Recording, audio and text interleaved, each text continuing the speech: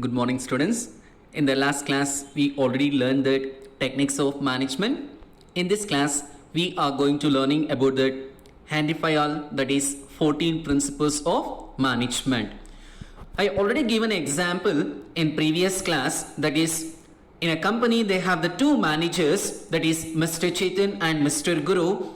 Mr. Chetan is in charge of production. Mr. Guru is a sales in charge, that is a sales department. Mr. Chetan has followed the scientific principles. Now coming to that, Mr. Guru has following the Henry Fayol, that is modern principles of management in the department. Now we're going to discuss about the Henry Fayol 14 principles of management. Let us see that 14 principles. This 14 principles introduced by the Henry Fayol. Henry Fayol, we can also call it as a father of general management. Henry Fayol is a father of general management.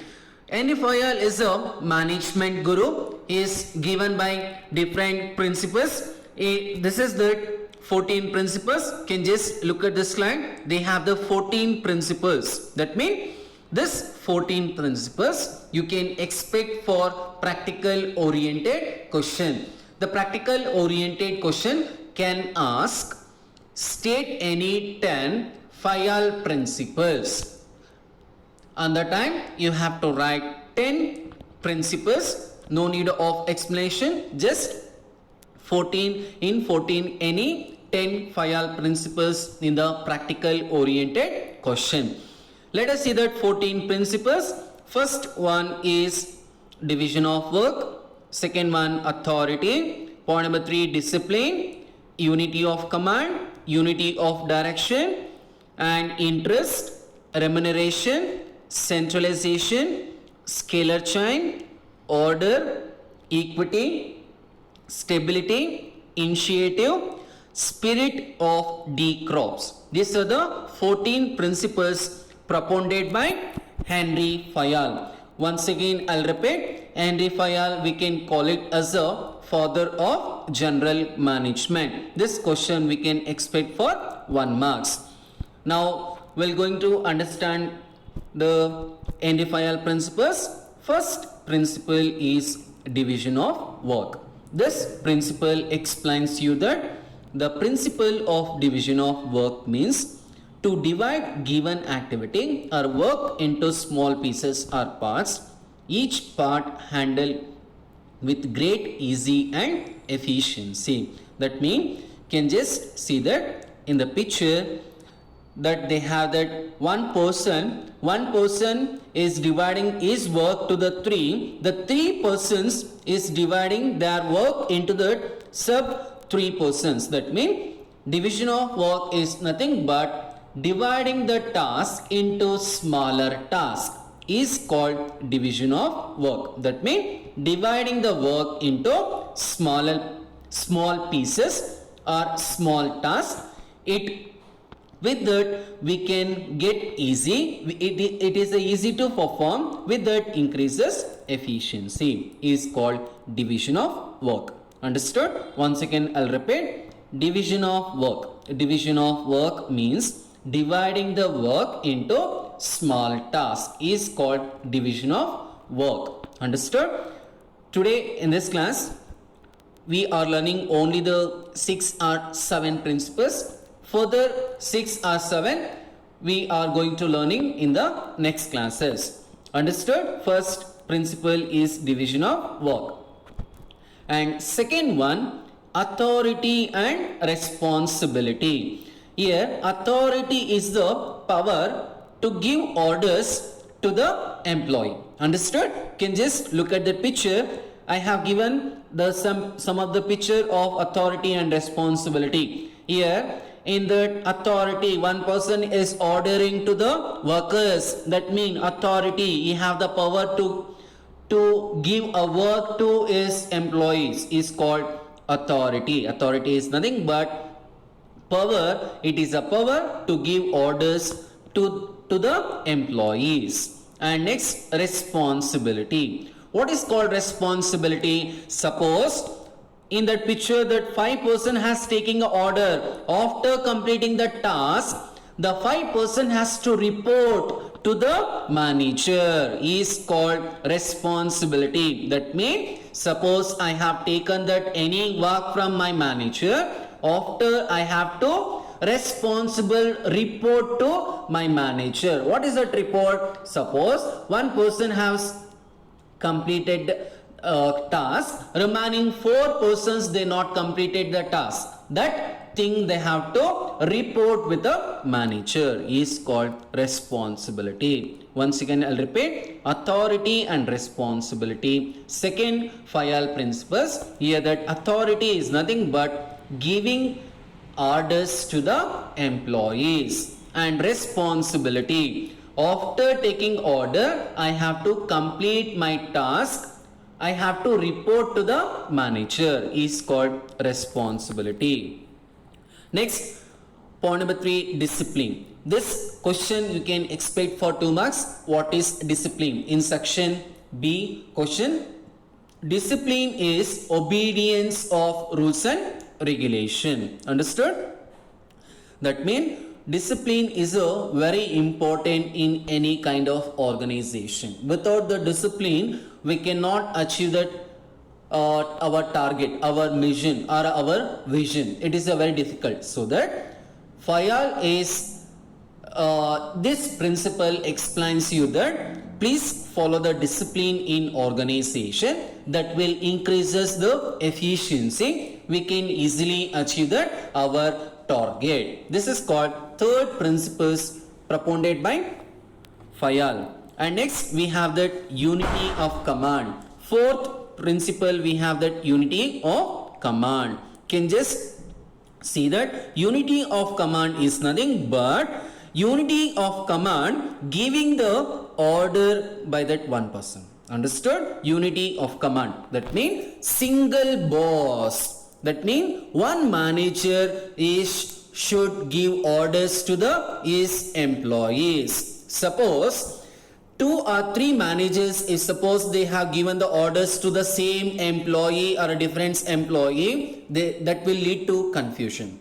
So that 5R is telling to this principle is talking about that. That means in every organization, one manager should give orders to his employees. That means the 2 or 3 managers should not give orders to the same employees. That means it will create a confusion. Understood? Once again I'll repeat, unity of command. Unity of command is nothing but getting the orders. That means employees, they are getting the orders from only the one manager or one supervisor is called unity of command. See that in the picture, one person is giving that command to the 2 persons. The same person, the 2 persons, that means that one person is giving the 3 and another one more person is giving that 3 orders. That means they are not getting a confusion to the lower level of employees is called unity of command. Next we have that unity of direction. Unity of direction, it is principles state that one head, one plan. That means employee having same objective must be directed towards achievement of common goals. That means you can just look at that picture. That means in a manager, they have to motivate to employees. All the employee, they have to focus on achieving organizational goal or common goal is called unity of direction. Understood? Once again I'll repeat, unity of direction is nothing but all that employees, the managers should motivate to his employees. The employees should focus to achieve that common goals of the organization is called unity of direction.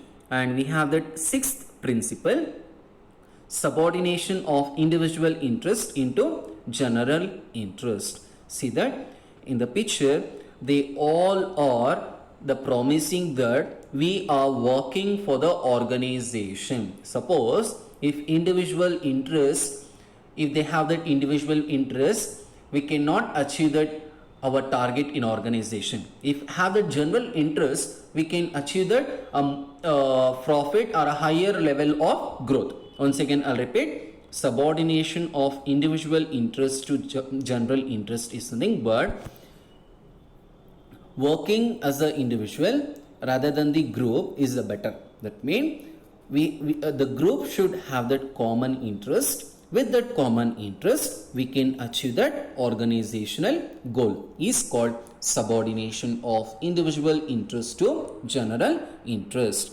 And seventh principle, we have that remuneration of employees. Remuneration is nothing but a reward or a return to the employees for their work. Understood? Those who are working very well, the company will give a very good salary. Those who are not working, they will not get a very good return. Is called remuneration of employees. You can just look at the picture. They have that a group of person, how they are getting income. That means those who are working a less, they are getting a less income. Those who are getting those who are working very well, they are getting more income. These are the 7 principles we talked in the class, and the next class I will explain you that next 7 principles. Today, what are the principles we have learned? Here, first one is division of work. That means dividing the work into smaller tasks. Second one, authority and responsibility. Authority means giving orders. Responsibility means answerable to the orders. And next, discipline. It is a obedience or respect of rules and regulation of the organization. And unity of command. That means getting the orders or getting the task from the one superior or one manager is called unity of command. Unity of direction. In an organization, those who are working, they should all that focus to achieve that organizational goal. Next, subordination of individual interest to general interest. Suppose I am an employee, I should not having that my personal objective in an organization. I have to focus to achieve that organizational objective, organizational goal. I have to work in a team. Is called this subordination of individual interest into general interest. And next we have that remuneration of employee. Remuneration of employee is nothing but it is a reward or compensation given to employee. And next class we are going to learning about the further principles, and if they ask for a 4 marks, can just write it that notes. If you want that note in this slide only, you can get it that content. Pause that video and write it that notes of any 4 principles. Understood? Thank you.